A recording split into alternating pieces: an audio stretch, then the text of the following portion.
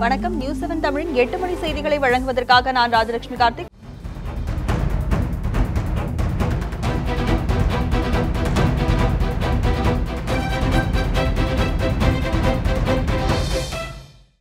இனி செய்திகளை விரிவாக பார்க்கலாம். அதிமுக முன்னணி நிர்வாகிகளிடையே கருத்து மோதல் நாளுக்கு நாள் தீவிரமடைந்து வருகிறது. அதிமுக பேச்சாளர் வைகை செல்வன் கூலிக்கு பேசக்கூடியவர் என பால்வளத்துறை அமைச்சர் ராஜேந்திர பாலாஜியும், சினிமா போஸ்டர் ஒட்டியவர் ராஜேந்திர பாலாஜி என வைகை செல்வனும் பரஸ்பரம் விமர்சித்துள்ளது தமிழக அரசியலில் சலசலப்பை ஏற்படுத்தியிருக்கிறது. இருவரின் கருத்தையும் இப்போது பார்க்கலாம். வைகை செல்வன் 500 ரூபா பேச்சாளர். யார் பணம் கொடுத்தாலும் அவங்களுக்கு சாதகமாக பேசுவார். என் மேலே அவர் தனிப்பட்ட முறையில் காழ்ப்புணர்ச்சி அவர்கிட்ட இருக்குது. அதை வெளிக்காட்டுறதுக்கு அவருக்கு கிடைச்ச அந்த டிவியினுடைய அந்த ஒளிபரப்பை பயன்படுத்திக்கிட்டார். சேற்றை என் மீது அள்ளி பூசுவதாக நினைத்து கொண்டு அவர் மீதே சேற்றை அள்ளி பூசி இருக்கிறார். நான் கூலிக்கு பேசுகிற பேச்சாளன் என்று தரம் தாழ்ந்த வார்த்தையை பேசுவதன் மூலம் என்னை அவர் கொச்சைப்படுத்தவில்லை, திராவிட இயக்கத்தை கொச்சைப்படுத்துகிறார். ஒரு சாதாரணமாக பசை தூக்கியாக சினிமா போஸ்டர் ஒட்டுபவராக அறியப்பட்ட திரு ராஜேந்திர பாலாஜி சினிமா போஸ்டர் ஒட்டியவரை சினிமா துறைக்கே அமைச்சராக்கியது தான் திராவிட இயக்கத்தின் மாயஜாலம்.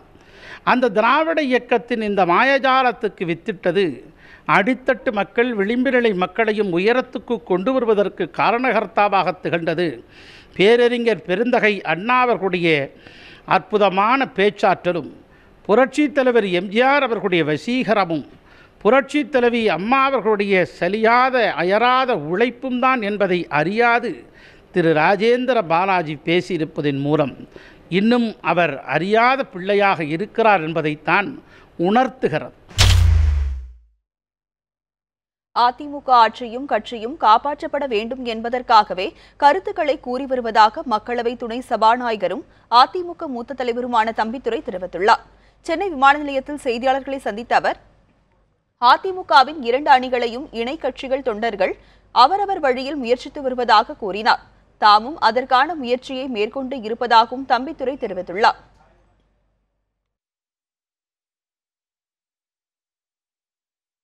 சென்ற இடமெல்லாம் சொல்வது அனைத்து இந்திய அண்ணா திராவிட முன்னேற்ற கழகம் ஒன்றுபட வேண்டும், கருத்து வேறுபாடும் களைய வேண்டும். நாம் புரட்சித் தலைவர் எதற்காக இந்த இயக்கத்தை உருவாக்கினாரோ அதற்கேற்றாற்போல் செயல்பட வேண்டும். அம்மாவுடைய ஆட்சியை காப்பாற்ற வேண்டும். அந்த ஆட்சியானது தமிழக மக்களுக்கு நல்லது செய்ய வேண்டும். இதுதான் என்னுடைய கருத்து. இலங்கை சிறைகளில் உள்ள தமிழக மீனவர்கள் 42 பேரையும் உடனடியாக விடுவிக்க நடவடிக்கை எடுக்குமாறு பிரதமர் நரேந்திர மோடியை முதலமைச்சர் எடப்பாடி பழனிசாமி வலியுறுத்தியுள்ளார். இது தொடர்பாக நரேந்திர மோடிக்கு எடப்பாடி பழனிசாமி கடிதம் எழுதியுள்ளார். அதில் நேற்று முன்தினம் ராமேஸ்வரம் மீனவர்கள் 11 பேரும், புதுக்கோட்டை மாவட்ட மீனவர்கள் 3 பேரும் இலங்கை கடற்படையால் கைது செய்யப்பட்டிருப்பதையும் அவர்களின் 3 படகுகள் பறிமுதல் செய்யப்பட்டிருப்பதையும் சுட்டிக்காட்டியுள்ளார். இந்த சம்பவத்தை அடுத்து இலங்கை கடற்படையால் கைது செய்யப்பட்டுள்ள தமிழக மீனவர்களின் எண்ணிக்கை 42ஆக அதிகரித்துள்ளதாக எடப்பாடி பழனிசாமி குறிப்பிட்டுள்ளார். மேலும் இலங்கை கடற்படையால் சிறைப்பிடிக்கப்பட்டுள்ள படகுகளின் எண்ணிக்கை 141ஆக அதிகரித்துள்ளதாகவும் அவர் தெரிவித்துள்ளார். எனவே இலங்கை சிறைகளில் உள்ள 42 தமிழக மீனவர்களையும் அவர்களின் 141 படகுகளையும் மீட்க விரைந்து நடவடிக்கை எடுக்குமாறு பிரதமருக்கான தனது கடிதத்தில் முதலமைச்சர் கேட்டுக் கொண்டுள்ளார்.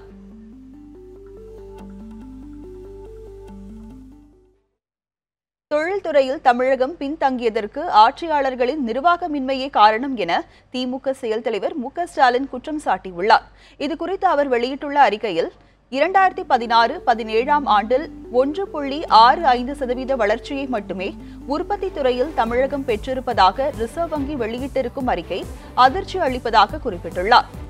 உற்பத்தி துறையில் ஆந்திரா, தெலுங்கானா மாநிலங்கள் வளர்ச்சி அடைந்துள்ள நிலையில் உண்மைக்கு புறம்பான தகவல்களை முதலமைச்சர் பழனிசாமி பேசியது தொழில் முதலீட்டாளர்கள் மத்தியில் தமிழகத்திற்கு பெரும் தலைகுனிவை தேடி தந்துள்ளதாக ஸ்டாலின் தெரிவித்துள்ளார். தொழில் வளர்ச்சியில் சரிவு ஏற்பட்டதற்கு நிலையில்லா ஆட்சியும் அதிமுக ஆட்சியில் நடைபெறும் பேரங்களும் தான் காரணம் என்றும் அவர் குறிப்பிட்டுள்ளார். எனவே குதிரை பேர ஆட்சிக்கு முடிவு கட்டப்பட்டால்தான் தமிழகத்திற்கு விடிவு பிறக்கும் என ஸ்டாலின் கருத்து தெரிவித்துள்ளார். தமிழகம் மற்றும் புதுச்சேரியில் ரம்ஜான் பண்டிகை இன்று உற்சாகமாக கொண்டாடப்பட்டது. புகழ்பெற்ற நாகூர் தர்காவில் நடைபெற்ற ரம்ஜான் சிறப்பு தொழுகையில் சிங்கப்பூர், மலேசியா, துபாய் மற்றும் தமிழகத்தின் பல்வேறு பகுதிகளில் இருந்தும் ஆயிரக்கணக்கான இஸ்லாமியர்கள் பங்கேற்றனர். தொழுகைக்கு பின் இஸ்லாமியர்கள் ஒருவருக்கொருவர் ரம்ஜான் வாழ்த்துக்களை பரிமாறிக்கொண்டனர். பழமையும் பெருமையும் மிக்க சென்னை திருவல்லிக்கேணி பெரிய மசூதியில் நூற்றுக்கணக்கான இஸ்லாமியர்கள் சிறப்பு தொழுகையில் பங்கேற்றனர். குழந்தைகள், பெரியவர்கள் என அனைவரும் உற்சாகத்துடன் பங்கேற்ற தொழுகையில் ஆற்காடு இளவரசர் நவாப் முகமதுவும் கலந்து கொண்டார். நெல்லை மேலப்பாளையத்தில் தமிழ்நாடு தௌஹீத் ஜமாத் சார்பில் மாநகராட்சி திடலில் சிறப்பு தொழுகை நடைபெற்றது. இதில் பெண்கள் உட்பட ஆயிரக்கணக்கானோர் பங்கேற்று வழிபாடு செய்தனர். நெல்லை மாநகர பகுதியில் அதிகாலை 5 மணி முதலே மழை பரவலாக பெய்ததால் கொட்டு மழையில் இஸ்லாமியர்கள் தொழுகையில் ஈடுபட்டனர். சேலம் ஜாமியா மசூதியில் நடைபெற்ற ரம்ஜான் சிறப்பு தொழுகையில் வறட்சியின் பிடியில் சிக்கி தவிக்கும் தமிழகத்தில் மழை பெய்து விவசாயம் செழிப்படைய சிறப்பு பிரார்த்தனை நடைபெற்றது. ரம்ஜான் பண்டிகையை முன்னிட்டு புதுச்சேரியில் உள்ள பல்வேறு பள்ளி வாசல்களில் இன்று நடைபெற்ற சிறப்பு தொழுகையில் ஏராளமான இஸ்லாமியர்கள் பங்கேற்றனர்.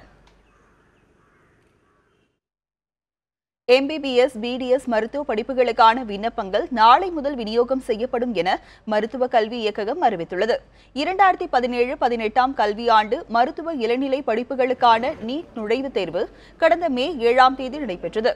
அதைத் தொடர்ந்து கடந்த 23ஆம் தேதி தேர்வு முடிவுகள் வெளியாகின. இதனையடுத்து அரசு மற்றும் சுயநிதி மருத்துவம், மருத்துவ இளநிலை படிப்புகளுக்கான விண்ணப்பங்கள் நாளை முதல் விநியோகம் செய்யப்படும் என மருத்துவ கல்வி இயக்ககம் அறிவித்துள்ளது.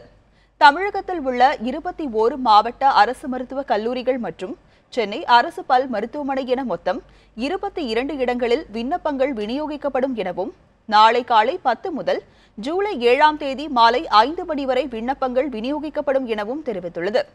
பூர்த்தி செய்த விண்ணப்பங்களை ஜூலை 8ஆம் தேதி மாலை 5 மணிக்குள் சமர்ப்பிக்க வேண்டும் எனவும் மாணவர்களுக்கு அறிவுறுத்தப்பட்டுள்ளது. இதற்கான பொது விண்ணப்ப கட்டணம் 500 ரூபாயும், தாழ்த்தப்பட்டோர் பழங்குடியினர் வகுப்பை சேர்ந்தவர்களுக்கு கட்டணத்தில் இருந்து விலக்கு அளிக்கப்பட்டுள்ளதாகவும் தெரிவிக்கப்பட்டுள்ளது. இதனைத் தொடர்ந்து மருத்துவ இளநிலை படிப்புகளுக்கான கலந்தாய்வு ஜூலை 17ஆம் தேதி துவங்க உள்ளது குறிப்பிடத்தக்கது. நடிகர் ரஜினிகாந்தின் அரசியல் பிரவேசம் என்பது தீபாவளிக்கு வெடிக்காத பட்டாசை போன்றது என நாம் தமிழர் கட்சி தலைமை ஒருங்கிணைப்பாளர் சீமான் விமர்சித்துள்ளார்.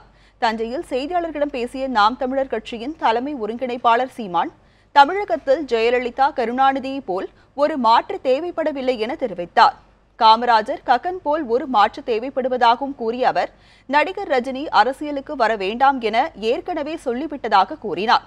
அதற்கு பின்பும் அவர் அரசியலுக்கு வந்தால் வெடிக்காத தீபாவளி பட்டாசு போல் ஆகிவிடுவார் என விமர்சித்தார்.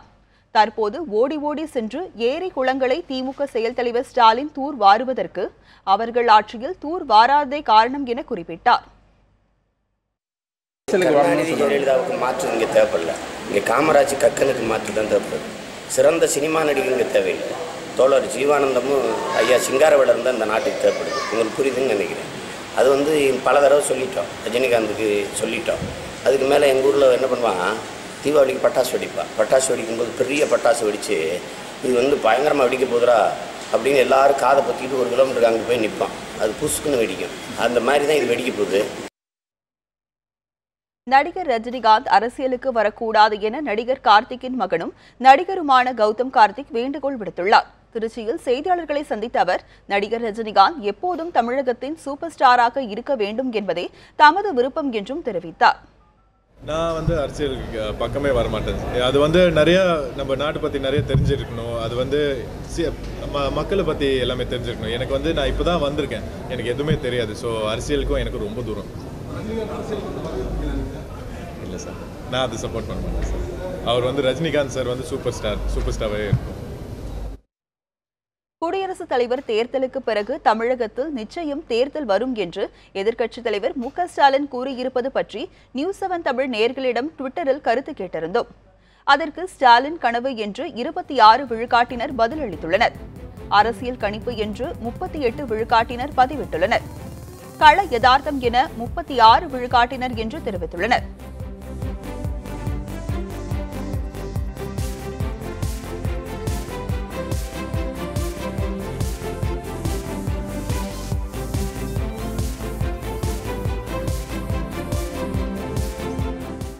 நிதியாண்டிற்கான பட்ஜெட் காலத்தை மாற்றி அமைக்கவும் நவம்பரிலேயே பட்ஜெட்டை தாக்கல் செய்யவும் மத்திய அரசு தீவிரமாக பரிசீலித்து வருவதாக தகவல்கள் வெளியாகியுள்ளன.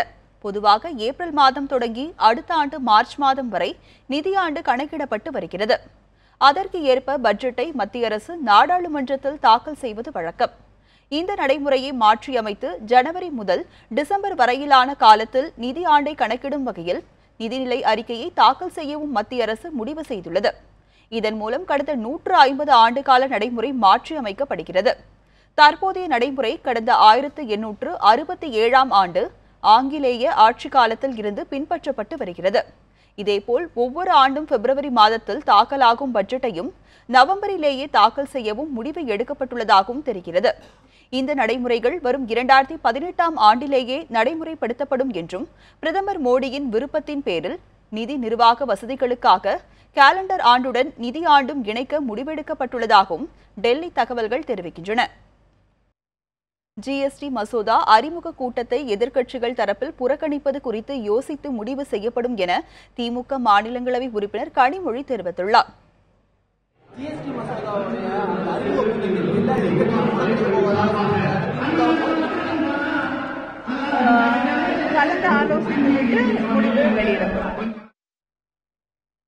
பட்டாசு தொழிலுக்கு 28% ஜிஎஸ்டி வரி விதிக்கப்பட்டுள்ளதை கண்டித்து வரும் 30ஆம் தேதி முதல் காலவரையற்ற வேலைநிறுத்தத்தில் ஈடுபட உள்ளதாக தமிழ்நாடு பட்டாசு மற்றும் கேப்பெடி உற்பத்தியாளர்கள் சங்கம் தெரிவித்துள்ளது. விருதுநகர் மாவட்டம் சிவகாசியில் 800க்கும் மேற்பட்ட பட்டாசு தொழிற்சாலைகள் இயங்கி வருகின்றன. இங்கு உற்பத்தியாகும் பட்டாசுகள் வெளி மாநிலங்களுக்கு ஏற்றுமதி செய்யப்பட்டு வரும் நிலையில் ஜிஎஸ்டி வரி 28% அறிவிக்கப்பட்டுள்ளதற்கு பட்டாசு உற்பத்தியாளர்கள் எதிர்ப்பு தெரிவித்துள்ளனர். பட்டாசு தொழிலுக்கு ஏற்கனவே 12% வரி விதிக்கப்பட்டிருந்த நிலையில் 28% உயர்த்தப்பட்டுள்ளதால் தொழில் முடங்கும் நிலையில் உள்ளதாக தெரிவித்துள்ளனர்.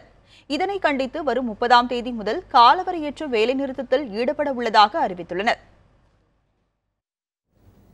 மத்திய அரசின் வரி விகித குறைப்பை எதிர்நோக்கி ஜூன் 30ஆம் தேதியிலிருந்து நாங்கள் எங்களுடைய தொழிற்சாலையில் வேலைகளை நிறுத்தி வரி விதிப்பு குறைத்து விட்டார்கள் என்ற செய்தி வந்த பிறகு திருப்பி தொழில் நடத்துவது என்ற முடிவெடுத்து ஜூன் 30ஆம் தேதியிலிருந்து வேலைநிறுத்தத்தை நாங்கள் தொடங்குகின்றோம். புதுச்சேரியில் ஆளும் காங்கிரஸ் அரசு ஊழலில் திளைப்பதாக பாஜக தேசிய தலைவர் அமித்ஷா குற்றம் சாட்டியுள்ளார். புதுச்சேரி தொழில் வல்லுநர்கள் கூட்டத்தில் பாஜக தேசிய தலைவர் அமித்ஷா கலந்து கொண்டார். கூட்டத்தில் பேசிய அமித்ஷா புதுச்சேரி கடந்த 50 ஆண்டுகளாக பொருளாதாரத்தில் தள்ளாடுவதாக தெரிவித்தார். புதுச்சேரி முதல்வர் நாராயணசாமி மத்திய அமைச்சராக இருந்த காலத்தை விட தற்போது அவர் முதலமைச்சராக உள்ளபோது 613% அளவுக்கு புதுச்சேரிக்கு மத்திய அரசு செய்துள்ளதாக தெரிவித்தார். சுமார் 12 லட்சம் மக்கள் தொகையுள்ள புதுச்சேரியில் தொழிற்சாலைகள் மூடப்பட்டுள்ளதாகவும் மதுக்கடைகள் திறக்கப்பட்டுள்ளதாகவும் கூறினார். தமது வாழ்நாளில் காங்கிரஸ் போன்ற ஊழல் ஆட்சியை பார்த்ததில்லை என்றும் அமித்ஷா குற்றம் சாட்டினார்.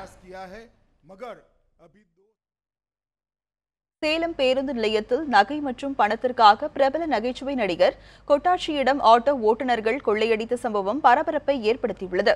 தமிழ், தெலுங்கு, மலையாளம் உள்ளிட்ட 200க்கும் மேற்பட்ட திரைப்படங்களில் நகைச்சுவை வேடங்களில் நடித்தவர் கொட்டாட்சி.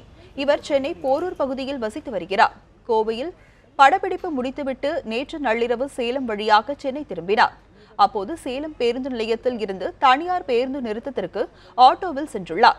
அப்போது ஆட்டோ ஓட்டுநரும் ஆட்டோவில் இருந்த மற்றொருவரும் கொட்டாட்சியின் தங்கச்சங்கிலி, செல்போன், அவரிடமிருந்த பணத்தை கொள்ளையடித்துக் கொண்டு பாதி வழியில் இறக்கிவிட்டு சென்றுள்ளனர். நள்ளிரவில் பாதி வழியில் இறக்கிவிடப்பட்ட நடிகர் நண்பரின் உதவியுடன் சூரமங்கலம் போலீசில் புகார் அளித்தார். அவர்கள் பள்ளப்பட்டி செல்லுமாறு அலைக்கழித்துள்ளனர். ஒரு வழியாக வழக்கை பெற்றுக்கொண்ட சூரமங்கலம் போலீசார் விசாரணை நடத்தி வருகின்றனர். வண்டி அங்கே நிற்குதுண்ணே, உங்களை ஏற்றி விட்றேன் அப்படின்னு சொல்லி போய் உட்காந்து என் கூட நல்லா வேறு மாதிரி சினிமா மாதிரியே பேசிட்டு வந்தாங்க. அந்த படத்தில் பார்த்துருக்கேண்ணே, இந்த படத்தில் பார்த்துருக்கேண்ணே, சரிண்ணே, ஓகேண்ணே, ரொம்ப சந்தோஷண்ணே, இப்படியே சொல்லிட்டு வந்துட்டே இருக்கிறப்போ நடிகர் பெஞ்சமினுக்கு ஃபோன் பண்ணேன். அவர் இந்த ஊருக்காரர். உடனே ஃபோன் பண்ணி பேசலாம்னா ஃபுல்லாக ரிங்கு போகுது, எடுக்கலை. சரி ஓகே எடுக்கலன்னு சொல்லி போட்டு வச்சோடனே என் ஃபோனை பிடுங்கினாங்க. என் ஃபோனை பிடுங்கி இன்னொருத்தங்கிட்ட கொடுக்குறேன். ஏன்னா அங்கே கொடுக்குறேன், ஃபோன் இங்கே கொடு அப்படின்ற. ஃபோனை என்ன ஃபோனு அப்படின்ட்டு உடனே கழுத்தில் போட்டு அந்த செயினை வெடுக்குன்னு பிடிச்சா தான் என்னை தள்ளி விட்டு போட்டு பாக்கெட்டில் இருக்கிற பைசா எடுத்துகிட்டு பின்னால் இருக்கிற பரிசை எடுத்தான், எல்லாத்தையும் எடுத்துகிட்டு என் பேக்கை தூக்கி வெளியில் போட்டு எண்ணெயும் தூக்கி வெளியில் போட்டு அவன் மக்களை போயிட்டானு. மானாமதுரை அருகே குடிநீர், மின்சாரம் உள்ளிட்ட அடிப்படை வசதிகள் செய்து தர கோரி கழைக்கூத்து கலைஞர்கள் கோரிக்கை விடுத்துள்ளனர். சிவகங்கை மாவட்டம் மானாமதுரை அருகே உள்ள கலைநகரம் பகுதியில் பரம்பரையாக கழைக்கூத்து ஆடிவரும் மக்கள் குடும்பத்தோடு வசித்து வருகின்றனர். பிழைப்புக்காக பல்வேறு இடங்களுக்கு சென்று தொழில் செய்த இவர்கள் தங்கள் பிள்ளைகளாவது கல்வி பெற வேண்டும் என்பதற்காகவே நாடோடி வாழ்க்கையை விடுத்து ஒரே இடத்தில் வசித்து வருவதாக தெரிவிக்கின்றனர். ஒரு குழி தோண்டி அதிலிருந்து அகப்பையின் மூலமாக தண்ணி எடுத்துகிட்டு போய் இப்போ டெய்லி படிக்கிறதுக்கு முன்னாடி இங்கே குழந்தையெல்லாம் வந்து தண்ணி எடுத்துகிட்டு போகிறாங்க. வீட்டில் அப்பா அம்மா எல்லாருமே வர்றாங்க. இதே பக்கத்தில் அந்த தண்ணி எடுத்து குளிக்கிறதுனால இவங்களுடைய உடம்புல நிறையா புண்ணுகள் வந்திருக்கு. இவங்களை பார்க்கும்போது ரொம்ப கஷ்டமாக தெரியுது. 10 பிள்ளைங்க படிக்குது. அந்த 10 பிள்ளை படிக்கிறதுக்கு நாங்கள் எப்படி நிலைமையை நாங்கள் இருந்து அவங்க பிள்ளைகளை காப்பாற்றணும் வசதி இல்லாமல் தான் நாங்கள் ரொம்ப கஷ்டப்பட்டுட்டு இருக்கோம்.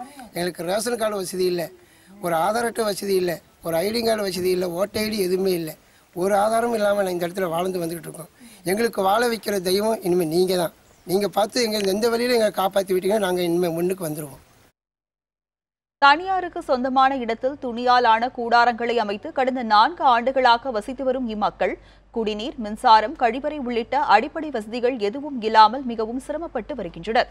ஊருக்கு ஒதுக்குப்புறமாக இருப்பதால் இரவு நேரத்தில் விஷப்பூச்சிகள், காட்டு விலங்கு தாக்குதல் இருப்பதாகவும் வேதனை தெரிவிக்கின்றனர்.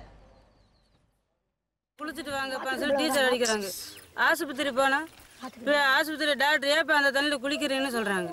அரைக்குதுன்னு உடம்புலலாம் புண்ணு வந்து டாக்டர் போய் மருந்து பார்த்தோன்னா அவங்க ஏதாவது சொல்கிறாங்க.